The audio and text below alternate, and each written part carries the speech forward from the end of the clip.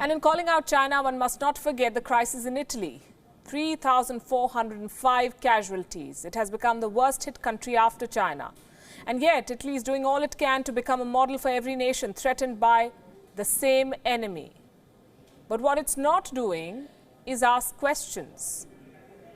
Is it paying the price for an open society? Whose war is it fighting? And who gets to decide what Italy should be doing right now?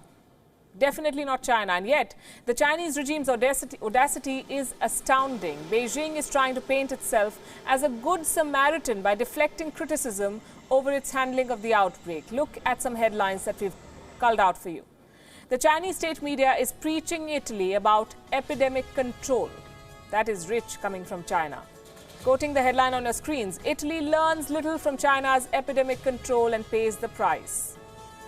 I'm not sure if there is much to learn from China on handling a crisis, but Italy is indeed paying the price for China's negligence. But look at how Beijing is trying to rewrite the narrative. Listen to this now. 但我很快发现了问题，因为我刚从帕多瓦过来。米兰是我们意大利国内疫情最重的一个城市，但是我发现这里的封锁令或者管控令是非常宽松的一个城市。 我看到了他的公交车还在运行，我看到了他的人还在运行，我看到酒店人还在聚会，我看到很多不戴口罩的，我不知道大家在想什么。 Well, these days, China will only tell you how it is providing urgent medical help to Italy and in the process cry foul over the criticism that it's facing. Here's another headline you should look at. Praise of Italy's measures, sharp contrast to criticism of China. This article goes on to claim how this is an example of the Western media's double standards. Well, if you don't like the Western media, allow your neighbors to tell you why the criticism is not unwarranted.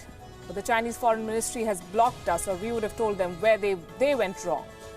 They have no stomach for criticism, and that's besides the point at the moment. The point we're making is this: China has no right to preach Italy on what it should be doing. A large number of Italian garment houses had outsourced their manufacturing to Chinese labor, especially from Wuhan. Italy has direct flights from Wuhan. The Italian government may have been too late in waking up to the threat. Although Italy was one of the first countries in Europe to block flights from China, it may have been too late. China knew how rapidly the virus was spreading, and yet it allowed thousands of workers from Wuhan to travel to Italy between December and January. And now it is trying to shower a struggling Italy with aid as part of a diplomatic charm offensive.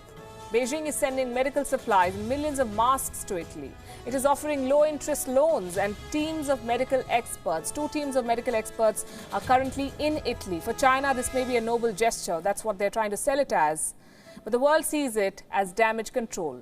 China must first acknowledge the reality of the virus's origin. The world still does not have a foolproof cure. Posing as a savior of other countries who were less prepared will do little to swing public opinion in China's favor.